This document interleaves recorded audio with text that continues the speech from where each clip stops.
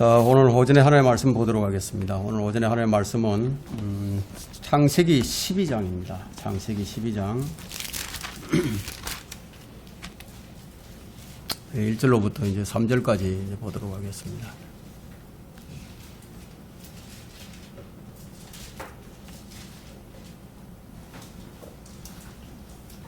네, 다 찾으셨습니까? 창세기 12장 1절로부터 3절까지 제가 받들어 읽도록 하겠습니다. 주께서 아브라함에게 말씀하셨는데 너는 네 고향과 네 친족과 네 아비 집을 떠나 내가 네게 보여줄 땅으로 가라. 내가 너로 큰 민족을 이루게 할 것이며 네게 복을 주고 네 이름을 위대하게 하리니 너는 복이 되리라. 너를 축복하는 자들에게 내가 복을 주고 너를 저주하는 자를 저주하리라. 네 안에서 땅의 모든 족속들이 복을 받을 것이라 하셨더라. 예, 아브라함은 평생을 이 순례자로서 살았습니다. 그래서 오늘 이 설교 제목을 아브라함을 통해서 보는 순례자의 길이라는 제목을 정했습니다. 이 말씀을 조명을 주시도록 기도하도록 하겠습니다. 위대하신 아버지 하나님, 박한 날씨는 폭염이 계속되고 있지만 또 저희들에게 이렇게 쾌적한 장소를 허락해 주셔서 또 쾌적한 가운데서 주님께 예배를 드릴 수 있게 해주신 은혜로 인해서 또 감사를 드립니다. 저는 창세기 12장 1절로부터 3절의 말씀을 읽었습니다. 이 말씀을 통해서 주님께서 우리에게 주시고자 하시는 것이 무엇인지, 무엇을 원하시고 계시는지 그것을 우리가 간파하는 시간이 되기를 원합니다. 이 시간 성령으로 충만케 해주셔서 주님의 뜻을 잘 간파하고 우리가 이 땅을 살아가는 동안 순례자의 길을 걸으며 믿음의 여정을 걸어갈 터인데 그 가운데서 과연 주님께서 우리에게 어떤 것을 원하시고 계시는지 이것을 깨달을 수 있는 귀한 시간이 되어지게 인도해 주시기를 원합니다. 부족한 저희들의 지각을 열어주시고 지성의 눈을 밝혀주셔서 우리 마음을 온전히 주님께로 집중하고 온 생각을 집중해서 제 말씀에 경청할 수 있게 해주시기를 원합니다. 이 부족한 종의 입술을 주님께서 주관해 주십시오. 그리고 우리 성도들의 생애에 복을 주셔서 평생 살아가는 동안에 자신이 순례자요 나그네라는 사실을 깨닫고 본향을 향해서 한 걸음 한 걸음 달려가며 주님 오실 준비를 맞이하는 성도들로서 합당한 생애가 될 수 있도록 복 주시고 늘 은혜 가운데 구할 수 있게 해주시기를 원합니다. 악한 마귀 방해하지 못하도록 지켜주십시오. 주 예수 그리스도의 이름으로 기도했습니다. 아멘. 이제 우리는 이 순례의 길을 걷는 사람들입니다. 자, 오늘 우리는 이 설교를 통해서 하나님께서 원하시는 것이 무엇인지 정확하게 아는 사람이 되어야 할 것입니다. 순례의 길이다 라고 하면은 곧바로 떠오르는 사람이 이제 아브라함이죠. 아브라함은 이제 믿음의 조상입니다. 그가 이제 우리의 믿음의 조상이라면 하나님께서 그 아브라함의 생애를 통해서 우리의 믿음의 여정이 어떠해야 하는지 이미 다 그려놓았을 겁니다. 그래서 오늘 우리는 아브라함의 여정을 통해서 우리가 가야 할 믿음의 길에 주님께서 어떤 교훈들을 주시는지를 조명해 보고자 합니다. 아브라함의 믿음의 여정에는 다양한 인물들이 등장을 합니다. 근데 그 가운데 롯과 하갈이라는 인물에 관하여 많은 부분이 할애되어 있는 것을 볼 수 있습니다. 그리고 이제 16장으로 넘어가면서 아브라함이 자기 아내의 말에 경청하는 사건이 나오게 됩니다. 왜 아브라함이 자기 아내의 말에 경청을 하게 되었을까요? 아담이 자기 아내에게 경청한 이후 처음으로 아브라함이 자기 아내의 말에 경청하더라는 이 사건이 나오는 거예요. 창세기 3장 11절에 네가 네 아내에게 경청한 까닭에 그 이후로부터 이제 남편들은 아내의 말에 이제 경청을 하게 됩니다. 창세기 17장 2절에 아브라함이 사레의 말에 경청하더라. 그래서 아내는 남편이 자신의 말에 경청하는 것을 매우 좋아합니다. 그래서 아내가 하는 말 중에 이런 말이 있죠. 여보, 내 말 좀 들어봐. 내 말을 들으면 자다가도 떡이 하나 생긴다. 사실 이제 이런 말에 이제 남편들이 많이 익숙해져 있어요. 문제는 뭐 남편이 아내의 말에 경청하는 것이 그 문제가 아니라 잘못된 말에 경청하는 것이 문제가 되죠. 대리로 자식을 얻어보려는 시도가 분명히 잘못된 시도죠. 사라가 그런 생각을 가졌던 거죠. 주님께서 이제껏 아브라함에게 뭐 규칙적으로 말씀을 해오셨고 또 여러 번에 걸쳐서 많은 말씀들을 계시를 해주셨는데, 그런데 아브라함이 자기 아내의 말에 경청한 이 이후에부터 이제 하나님의 계시가 뚝 끊어져 버렸어요.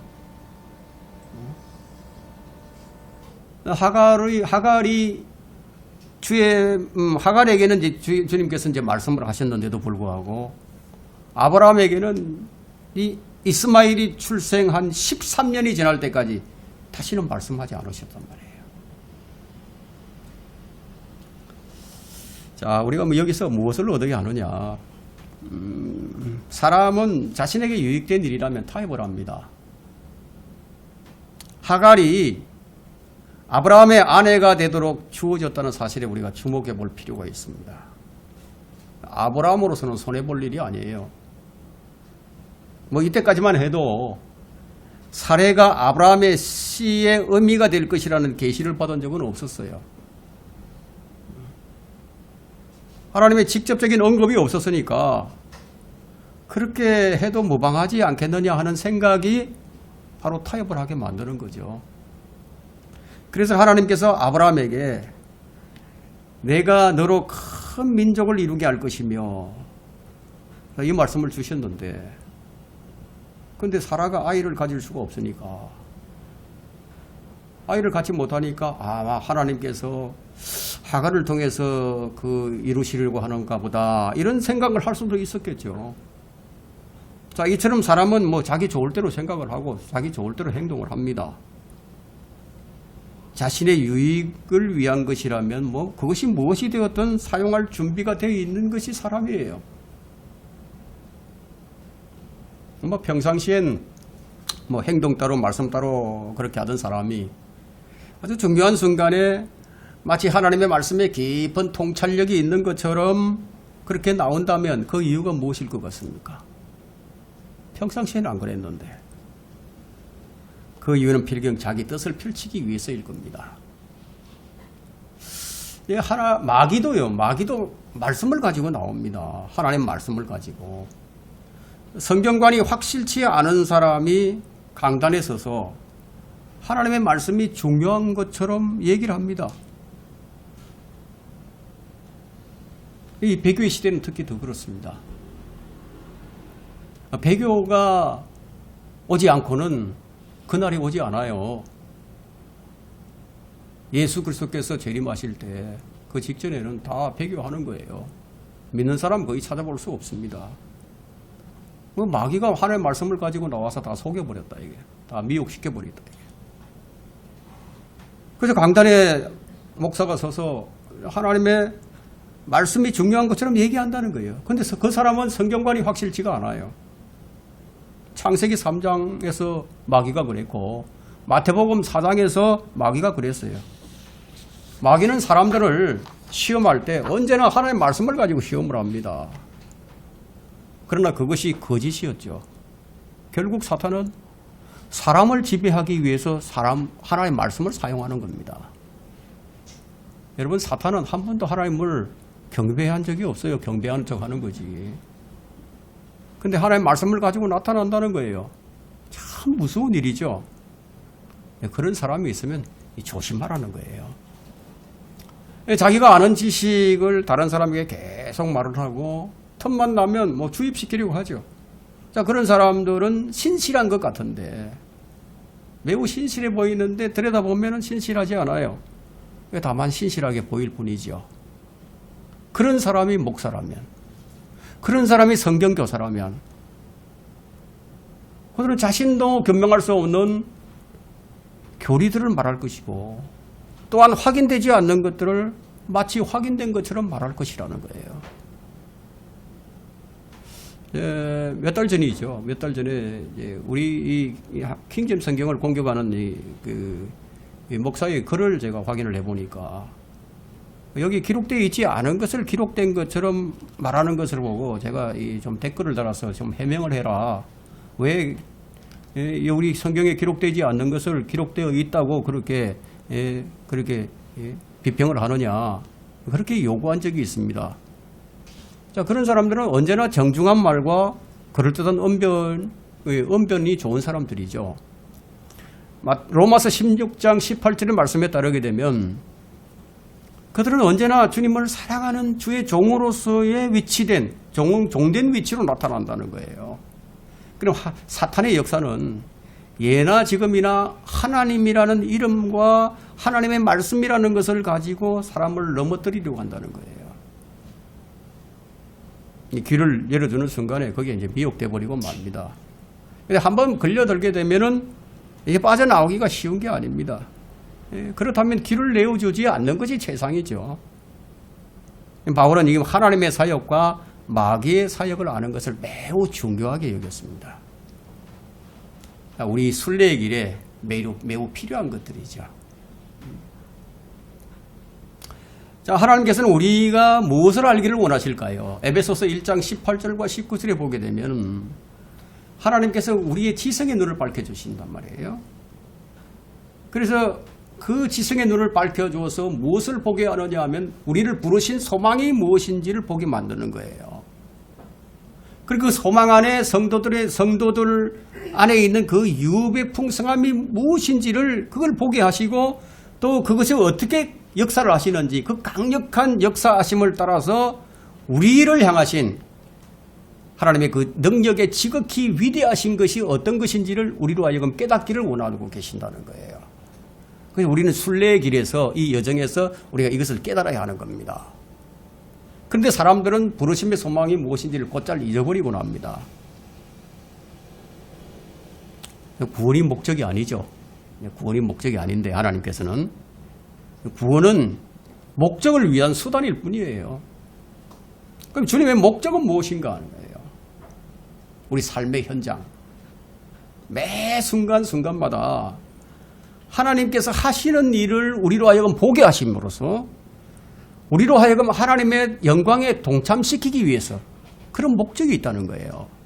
그런데 아브라함은 아직 이것을 보지 못했던 겁니다. 하나님께서는 아브라함을 통해서 이루려고 하시는 목적이 있었어요. 주님은 우리가 그것을 알기를 원하시는 거예요. 여러분을 향한 하나님의 계획과 목적이 있다는 거예요. 그래서 그것을 여러분들이 보기를 하나님께서 원하시고 계신다는 거예요.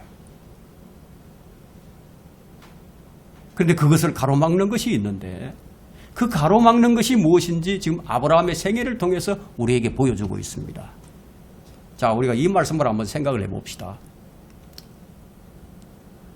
혈과 육은 하나님의 나라를 상속받을 수가 없나니 고린도전서 15장 50절에 분명하게 말씀하고 있습니다. 혈과 육은 하나님의 나라를 상속받을 수가 없나니 그렇다면 만일 여러분들이 혈과 육에 매여 있다면 이 점을 깨닫지 못한다는 거예요.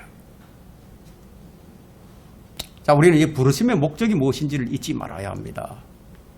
하나님께서 여러분의 삶 속에서 여러분을 통해서 하시고자 하는 일이 있습니다. 그런데 사람들은 매우 맹목적이에요. 제가 왜 이런 말씀을 드리냐면 사람들이 맹목적이기 때문에 맹목적으로 헌신하려고 하고요. 그리고 맹목적으로 시간과 물질을 그리고 자신의 전부를 드렸다고 얘기를 하는 거예요. 그게 아닌데 하나님께 무엇을 드렸는가가 중요한 것이 아니라는 겁니다. 그럼 무엇이 중요하냐? 하나님께서 무엇을 받으셨는가? 하나님께서 그 드린 것을 받으셨는가? 그것이 더 중요하죠. 하나님께서 그것을 받으셨는가? 하나님을 섬기는 사람들을 쳐놓고 모두가 다 하나님께 드렸다고 말을 합니다. 그러나 중요한 것은 그게 아니라는 거예요. 중요한 것은 하나님께서 그것을 받으셨는가. 여기에 딱 걸려드는 것이 뭐냐? 혈과 육이라는 겁니다. 여러분이 지금까지 하나님께 드린 것들을 하나님께서 다 받지 않으셨을 거예요. 때로는 여러분의 마음이 오염되어 있고 여러분의 손이 오염되어서 그럴 때도 있을 거예요. 그래서 하나님께 우리가 드린 것으로 만족하지 말고 정말 하나님께서 받으셨는가를 우리가 확인하라는 거예요. 그럼 어떻게 이것을 확인할까요? 하나님께서 그것을 받으셨다면 하나님께 드려진 바로 그 삶, 그 시간, 그 물질, 그 전인격 속에서 아마 무엇이 바뀌어 있을 거예요. 놀라운 감사로 바뀌어 있을 겁니다. 하나님의 은혜를 아니까 감사가 바뀌죠. 감사로. 놀라운 기쁨의 충만함이 마음 가운데서 확인될 거라는 거예요. 하나님께서 받으셨다면 그렇다는 겁니다. 왜 제가 이걸 자신 있게 말씀드릴 수 있느냐 하면 아브라함이 하나님께 경배를 드렸어요. 제물을 드렸어요. 근데 아벨이 하나님께 제물을 드렸어요. 최초의 제물을 드린 거죠. 카인이 드리고 아벨이 드렸는데, 근데 아벨은 하나님께서 자기가 드린 것을 받으신 줄 알았어요. 그걸 알았다는 거예요. 카인은 몰랐을까요? 카인도 알았어요. 자기가 드린 것을 하나님께서 받지 않으셨다는 것을. 드리는 자는 아는 거예요. 근데 드리는 자가 아무것도 모르고 맹목적으로 맹숭맹숭하다. 그건 뭔가 잘못돼도 한참 잘못되어 있는 겁니다. 자, 아브라함을 통해서 보는 순례의 길 첫 번째, 믿음으로 고향과 친척과 아비집을 떠나는 것이 시작입니다. 오늘 본문 1절의 말씀에 주께서 아브라함에게 말씀하셨는데 너는 네 고향과 네 친척과 네 아비집을 떠나 내가 네게 보여줄 땅으로 가라. 우리가 이제 11장 전체를 보게 되면 거기에 이제 그 장소가 세 군데가 나옵니다. 이제 갈대 우르가 나오고 하란이 나오고 카나안이 이제 나오는데, 이 우르는 우상 숭배와 관련이 있고요. 하란은 아브라함의 온전치 못했던 순종과 관련이 있고, 이 카나안은 아브라함이 하나님과 가졌던 교제에 관련이 있습니다. 주님께서 아브라함을 그 우상 숭배하는 곳에서 불러내신 거예요. 그렇게 하신 이유가 뭐냐면 하나님께서 그를 위해서 얼마나 위대한 일을 하실지를 보여주시고자 하신 거예요. 그런 믿음을 가지고 그것을 보고 신앙생활하는 사람과 그렇지 못한 사람의 차이는 아주 엄청난 차이가 날 겁니다. 보여주시고자 하는 것이 있다는 거예요. 그것들이 무엇인지 그리스도를 믿는 자들을 위해서 그리스도께서 무엇을 하셨는지를 잘 보여줍니다. 우리는 성경을 읽을 때 그냥 읽는 것이 아니라 하나님께서 무엇을 의도하시고 또 무엇을 보여주시려고 하시는지 성경을 통해서 하나님의 어떠하심을 우리가 깨달아야 한다는 거예요. 하나님의 어떠하심을 우리가 읽어야 한다는 거예요. 성경을 읽을 때. 그래야 우리 믿음의 진전이 있게 됩니다. 우리의 믿음의 여정은 하나님께서 자신을 아브라함에게 보이신 것처럼 우리에게도 보여주신다는 점이에요. 그래서 믿음의 여정, 곧 이 순례의 길은 하나님의 어떠하심을 배우는 여정이 됩니다. 아브라함의 위대한 점이 무엇이에요? 아브라함은 믿음을 통해서 했다는 점이 위대합니다. 무슨 일을 하는데 믿음을 통해서 한 거예요. 그는 하나님을 믿었고 하나님을 위해서 모든 것을 포기했고 하나님께서 지시한 곳으로 갔고 자신을 나그네와 타국인으로 여기고 궁극적으로는 보다 영구한 거처를 구하고 있었다는 점이 참으로 위대했습니다. 이러한 까닭으로 그는 성경에서 가장 우뚝 높은 위치를 점하고 있죠. 그리고 믿음의 조상으로 불리게 되었습니다. 그는 하나님을 전적으로 신뢰했기 때문에 하나님의 친구라고 불렸습니다. 믿음은 모든 경건의 기초가 되기 때문에 믿음의 강도, 믿음의 열기에 비례해서 선한 열매를 맺게 됩니다. 강한 믿음이 하나님을 더 영화롭게 해드리죠. 비유해서 말씀드리면은 믿음이 연약한 사람은요, 이 잔잔한 호수 위를 걸을 수는 있지만 믿음이 강한 사람은 태풍이나 폭풍이 불어와도 물속으로 가라앉지 않아요. 하나님을 믿는다는 것, 하나님께서 말씀하시는 것을 언제나 믿는다는 것은 참으로 우리에게 바람직한 일이 아닐 수 없습니다. 믿음에는 독수리의 날개와 눈이 있었어요. 가장 높이 날 수도 있고, 믿음에는 환난을 당해도 사자와 같은 이 용맹스러움이 있어서 바다가 노하고 요동칠지라도 전혀 흔들리지 않는다는 거예요. 우리는 아브라함의 여정을 통해서 하나님께서 어떻게 아브라함을 만들어 가시는지 그것을 우리가 봐야 하는 거예요. 아브라함은 갈 바를 알지 못한 채로 떠났습니다. 하지만 아브라함은 떠나면서도 매우 당혹스러웠을 거예요. 왜냐하면 고향과 친척과 아비집을 떠나라고 하니까 그들이 내 피부친데 왜 주님께서는 혼자서 떠나라고 말씀하셨을까? 도저히 이건 납득할 수가 없다. 이해할 수가 없다는 거예요. 그 이해할 수 없는 아브라함은 부모와 친척을 대동하고 떠나게 되죠. 그러면 가다가 도중에 하란에서 머물러 버리고 맙니다. 이제 우리의 믿음의 여정은 머무는 곳이 있어요. 예? 여러분이 지금 머문 곳이 어디입니까? 지금 우리는 지금 천성길을 향해서 나아가고 있는데, 근데 뭔가 지금 발목을 잡는 것이 있다는 거예요.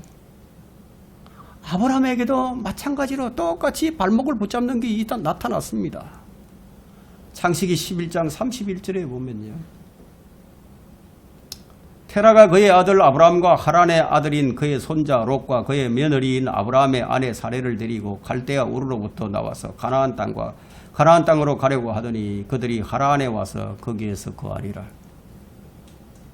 32절 볼까요? 테라의 날들이 205년이었으니 테라가 하란에서 죽었더라. 뭔가 발목을 잡고 늘어지는 것이 있는 거예요. 그의 아버지 테라가 하란에서 죽기까지 아브라함은 하나님의 말씀에 순종하지 못하고 그냥 하란 땅에 머물러 있었습니다.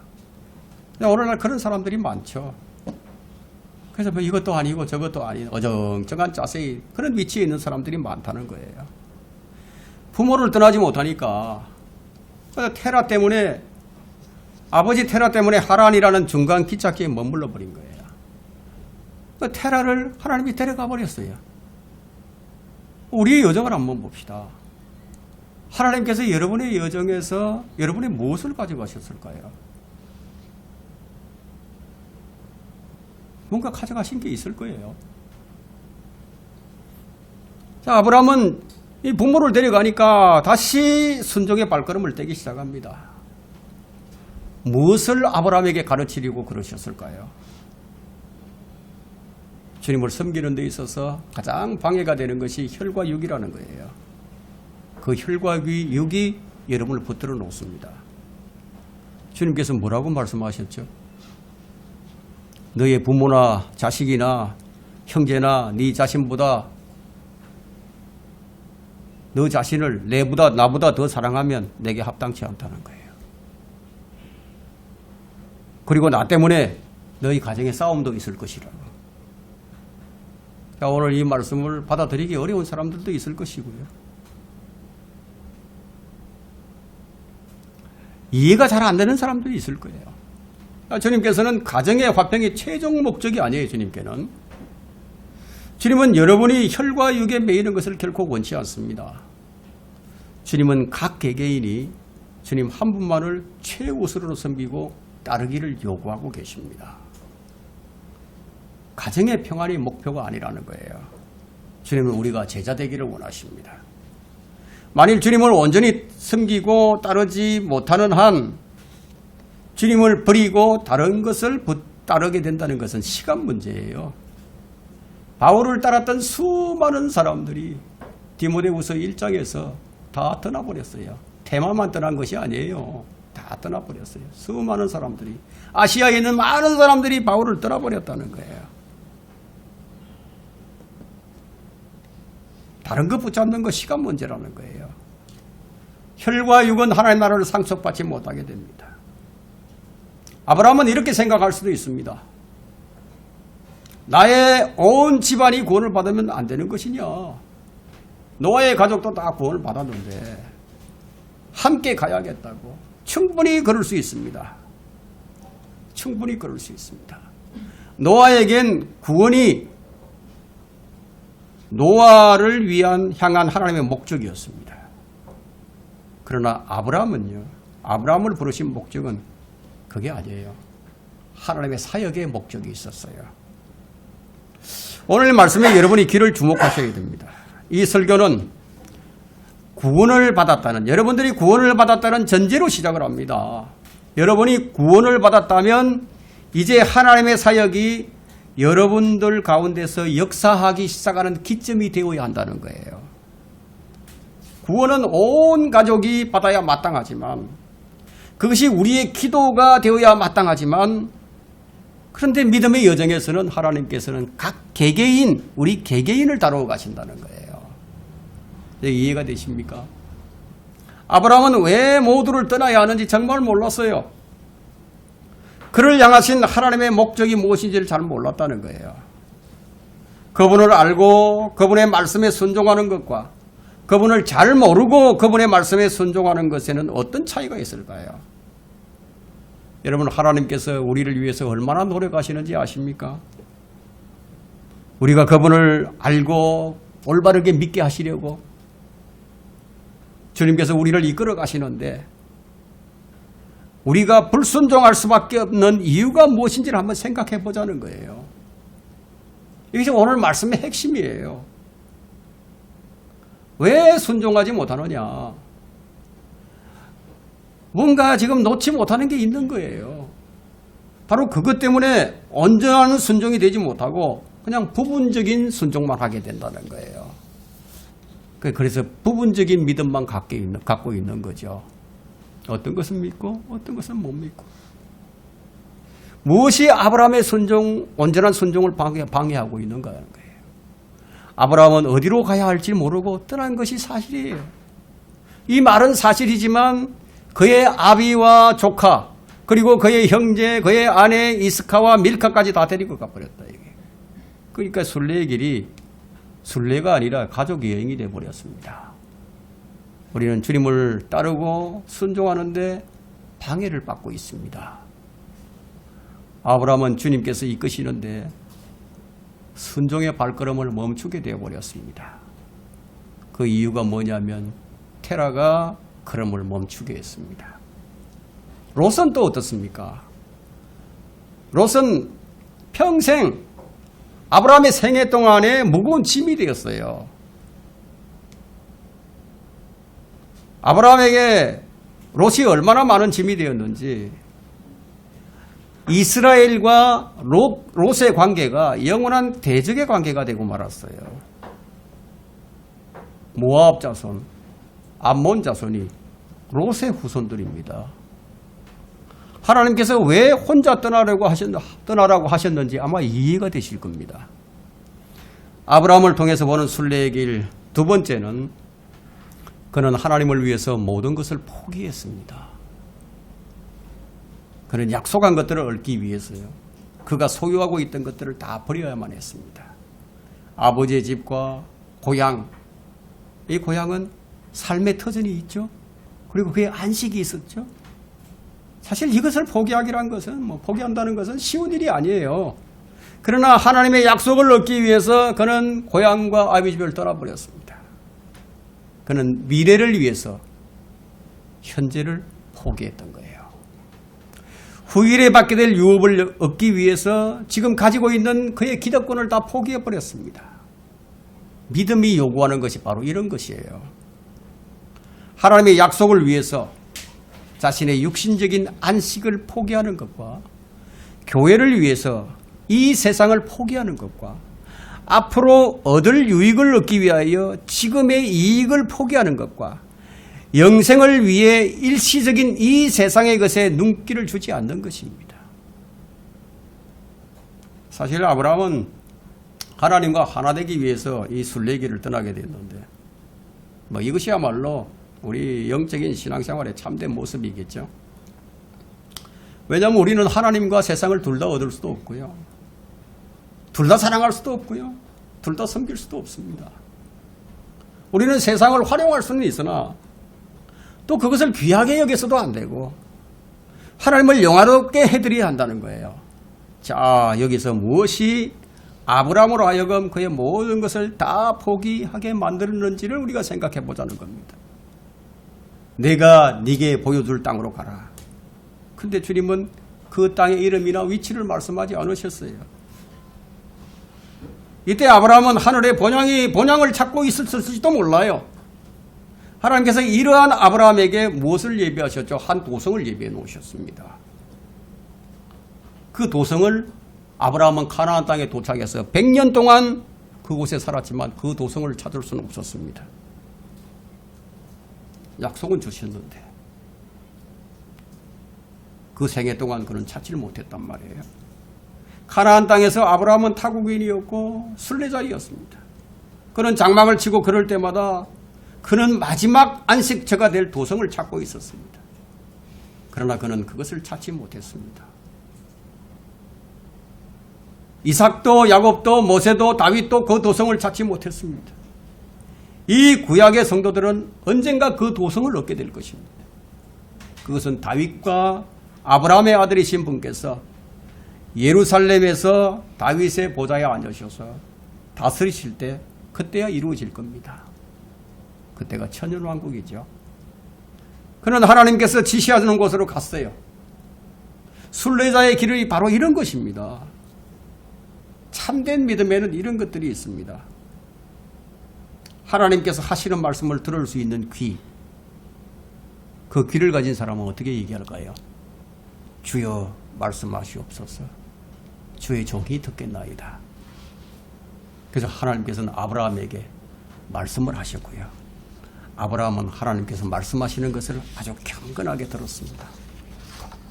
믿음에는 이 순종하는 즐거움이 있습니다.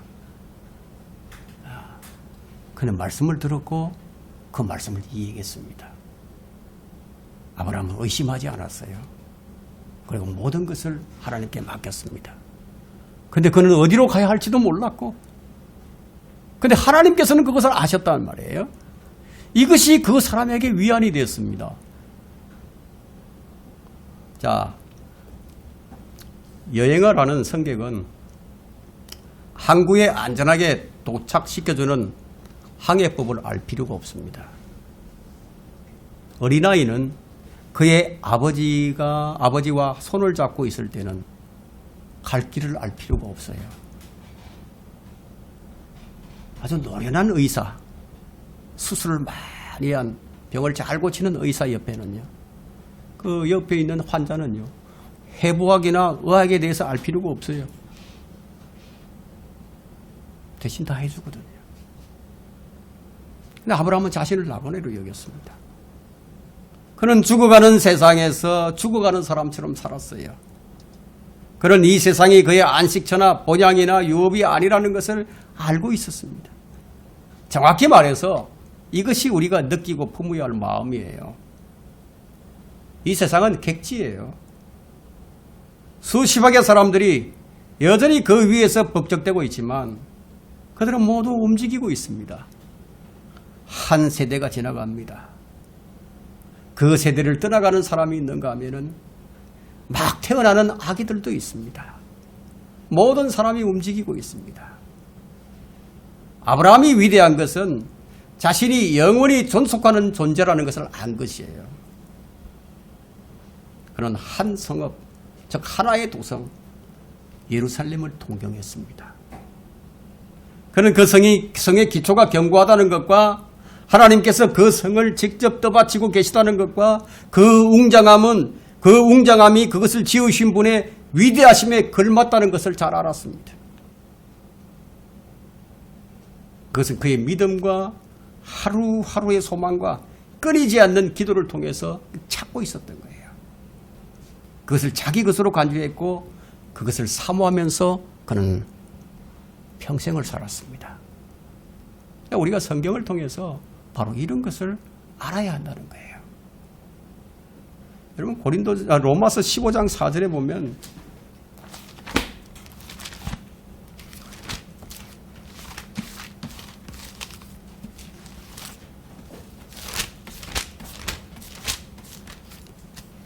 무엇이든지 전에 기록된 것은 우리의 교훈을 위하여 기록된 것이니 이는 성경이 주는 인내와 위로로서 소망을 지니게 하려 합니다. 이것이 바로 순례자에게 아주 필요한 것입니다. 아브라함을 통해서 보는 순례자의 길 세 번째는 혈과 육이 정리되고 난 다음에 하나님의 축복이 주어졌습니다.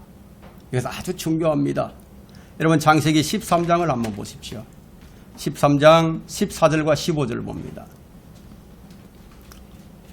롯이 아브라함에게서 갈라진 후에 아브라함에게 말씀하시기를 이제 네 눈을 들어 네가 있는 곳에서부터 북쪽과 남쪽과 동쪽과 서쪽을 바라보라. 이는 네가 보는 모든 땅을 내가 네게 줄 것이며 네 씨에게 영원히 주고. 이때 아브라함이 자신의 이 눈으로 우리가 인간의 눈으로 볼 수 있는 시각이 아마 거리가 얼마나 될 것 같습니까? 얼마 길지? 얼마 멀리 못 봐요. 멀리 안 보입니다. 멀리 보여봐야 한 3, 40km밖에 안 보입니다. 그런데 이 아브라함이 지금 하나님께서 보여주신 이 아브라함이 본 것은요 3, 40km가 아니에요. 나일강에서부터 유프라테스 강까지 다 본 거예요. 하나님이 이렇게 보여주신 겁니다. 이제 반전이 시작이 되죠. 롯이 아브라함과 갈라서기 전에는 하나님께서 아브라함에게 아무것도 주실 수가 없었어요. 그냥 가라 이거예요. 가라. 근데 롯과 딱 갈라서고 나니까 그 다음에 하나님께서는 아브라함에게 이제 구체적인 것을 이제 보여주기 시작합니다. 이 설계도를 다 보여주신 거예요. 조감도를. 그 눈을 열어서 보게 하신 거예요. 그것이 바로 혈과 육이 정리되고 난 다음입니다. 하나님의 놀라운 영광의 복을 왜 볼 수가 없었는가? 혈과 육이 여러분의 유일한 복이고 유일한 기쁨이기 때문이에요. 여러분에게 무슨 가정을 버리라고 말하는 것이 아닙니다. 뭘 의미하느냐 하면 주님보다 더 사랑하는 게 뭐냐 이거예요. 이 점을 여러분들이 간과하지 않아야 합니다. 혈과 육을 주님보다 더 중요시 한다면 그는 혈과 육을 선택하겠죠. 제가 아주 신실한 어떤 자매에게 이런 질문을 던진 적이 있습니다. 그 자매의 답변은 글쎄요, 가봐야 알겠죠. 이런 대답을 제가 들을 수 있었습니다. 아주 위기 상황, 마지막 선택을 해야 될 때 자매님의 자매님의 아들과 이 예수님을 부인하지 않는 둘 중에 하나를 선택해야 할 그런 경우가 온다면 어떻게 하겠느냐 이런 질문을 제가 던진 적이 있었거든요. 그래서 자신을 못하더라고요. 자신 있게 말을 못하더라고요. 가봐야 알겠다고. 왜 주님께서 주시는 이 풍성함을 누리지 못할까요? 그 이유를 우리가 한번 생각해 보자는 겁니다. 우리 방금 로마서 15장 4절을 읽었죠. 근데 소망의 눈이 뜨이지 않으니까 소망의 눈을 떠야 돼요. 지금 하나님께서 아브라함에게 보여주신 그 조감도를 다 보는 것처럼 눈이 떠야 된다는 거예요. 그럼 소망이 견고한 게 아니라는 거예요. 우리가 이론적으로 이걸 보고 읽고 그렇게 아는 거 이걸 얘기하는 게 아니에요. 이 말씀이 우리 마음 가운데서 빚어져서 이것이 형상화되고 이것이 샛별처럼 떠올라야 된다는 거예요. 분명히 아브라함은 갈대아 우르를 떠나면서 순례자의 길이 시작이 됐지만 그가 하나님의 어울려야만 했던 것은 그가 혈과 육으로부터 자유롭지 못했기 때문이었습니다. 순례자의 길에서 지금 하나님 머물고 있는 사람들이 얼마나 많이 있습니까? 그런 사람이 있다면 조심하라는 거예요. 이스라엘이 이집트를 나올 때 사건을 우리가 한번 생각해 봅시다. 출애굽기 12장 11절에는 그 6월절 밤에 너희가 이렇게 먹어라. 허리에 띠를 두르고 발에 신을 신고 손에는 지팡이를 들고 급히 먹을지니 이것이 6월절이니라. 왜 급히 먹어야 했습니까? 왜 허리에 띠를 둘러야 했습니까? 왜 신을 신어야 했습니까? 왜 지팡이를 들어야 했습니까? 급히 떠나야 하기 때문에. 순례자의 길입니다. 주님께서 인도하시는 그 길을 따라가야 하기 때문에 구원받은 그 순간부터 먹으면서 우리는 순례자의 길을 떼야 한다는 거예요. 발을 떼야 한다는 거예요. 먹고 나서가 아니에요. 그냥 먹으면서 떠나는 거예요. 이 6월절 사건은 우리를 즉각 주님의 말씀 앞에 순종할 수밖에 없는 이 순례자의 길을 요구합니다. 단 하룻밤도 더 이상 그곳에 머물 수가 없다는 거예요. 우리는 세상과 인정에 매여서 하룻밤을 더 머물 수가 없습니다. 우리는 언제나 허리에 띠를 띠어야 하고 언제나 신을 신고 지팡이를 들어야 합니다. 주님께서 주님의 출발 명령이 떨어지면 즉각 출발할 수 있는 준비를 갖춰야 한다는 거예요. 군대로 말하면 5분 대기조입니다. 우리는 우리의 영광을 위해서 사는 존재가 아닙니다. 주의 말씀에 반응하는 이것이 우리의 유일한 위치인 것을 잊지 말자는 거예요. 순례자의 길에는 언제나 복병이 있습니다. 아브라함에게도 복병이 있었습니다. 그 복병이 무엇이었을까요? 테라였을까요? 롯이었을까요? 아닙니다. 바로 자기 자신의 생각과 판단이었습니다. 그는 자신의 무능을 깨닫기까지는 자기 힘으로 하나님의 약속을 성취하려고 했었던 거예요. 그래서 그는 이스마엘을 낳게 됩니다.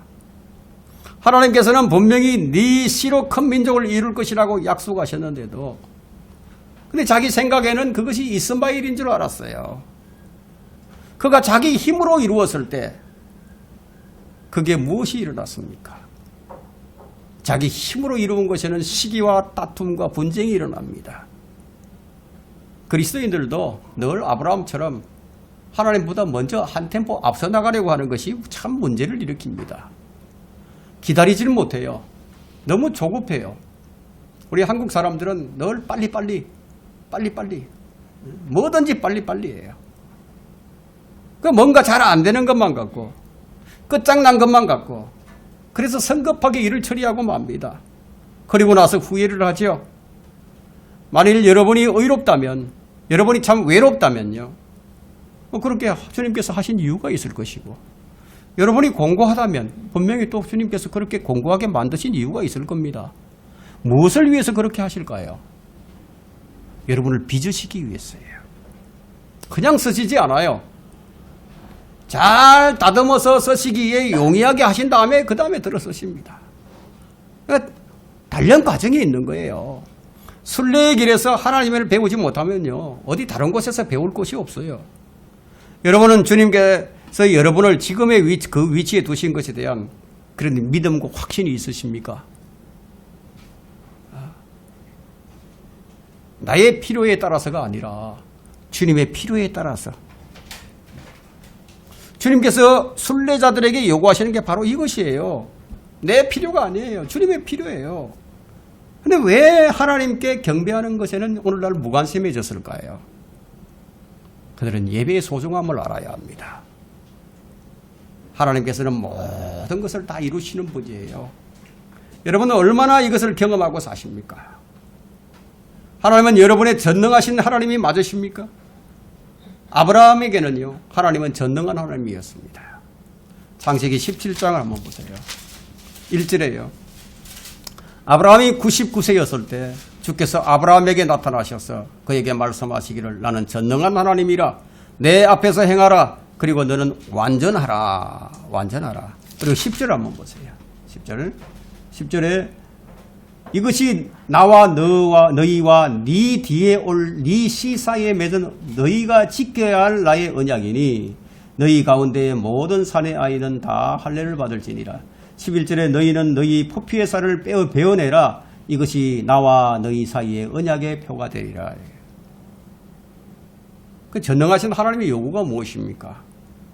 너는 내 앞에서 행하라. 그리고 너는 온전하라. 아브라함이 온전해지는 것이 하나님 앞에서 표피의 살을 베어내는 것이었어요. 이제 무엇을 의미하고 있죠?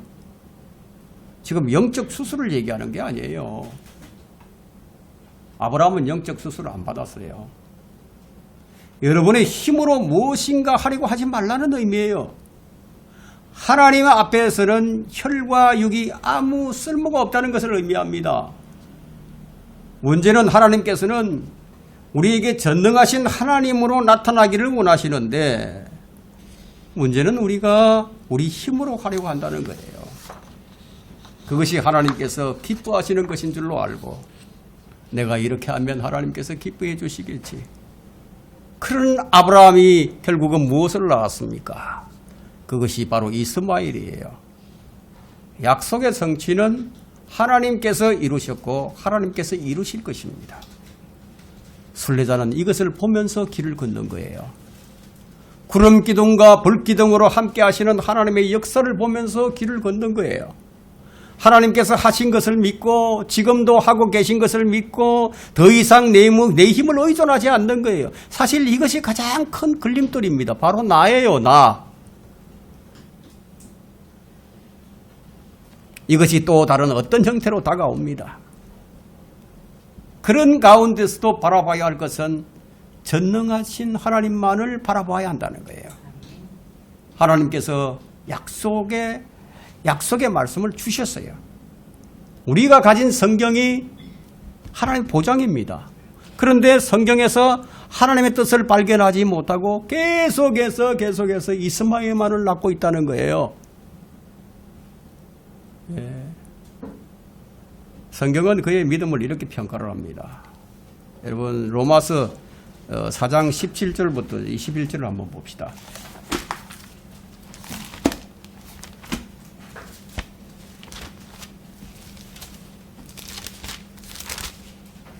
사장 17절부터 이제 아브라함에 관한 기록인데요.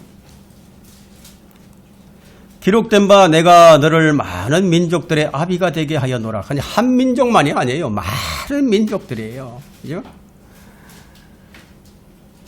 함과 같으니 그가 믿은 그분 곧 죽은 자들을 살리시며 없는 것들을 있는 것처럼 부르시는 하나님 앞에 서니라.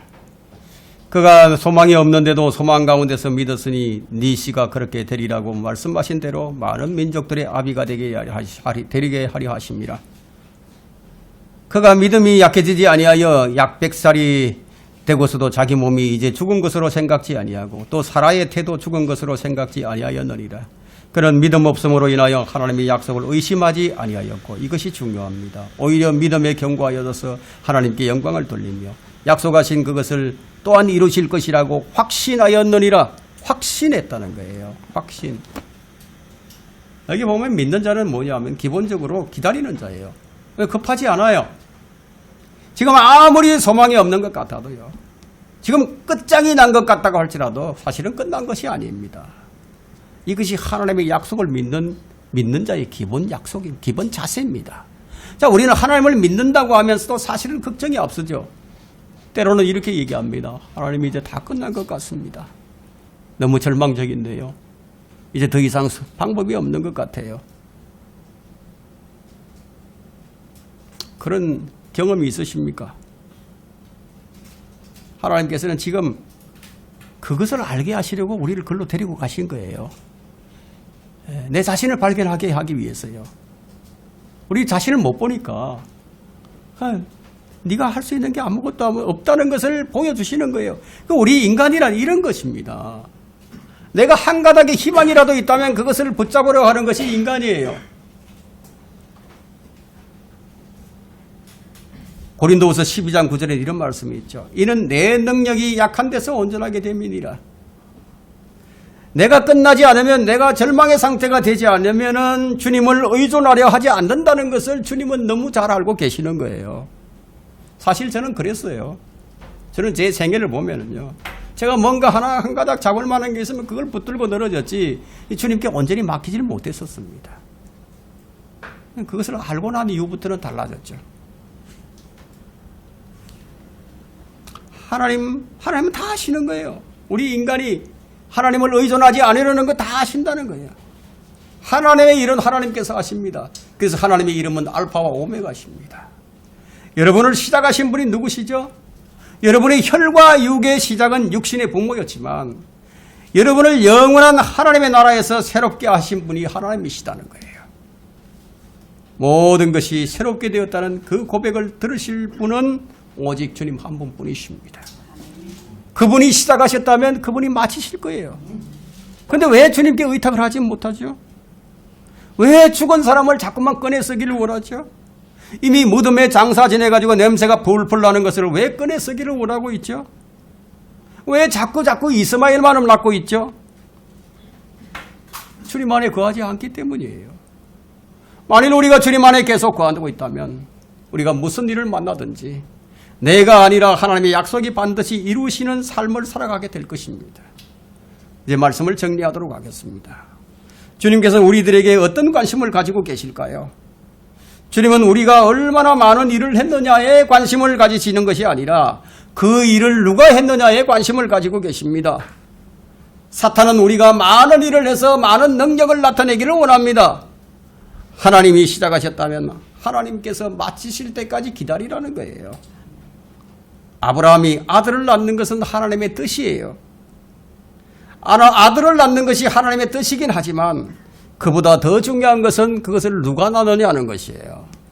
아브라함 네가 낳느냐 아니면 내가 낳느냐. 아브라함이 낳은 아들은 이스마엘입니다. 하나님께서 낳으신 아들은 약속의 아들 자녀, 약속의 자녀인 이삭이에요.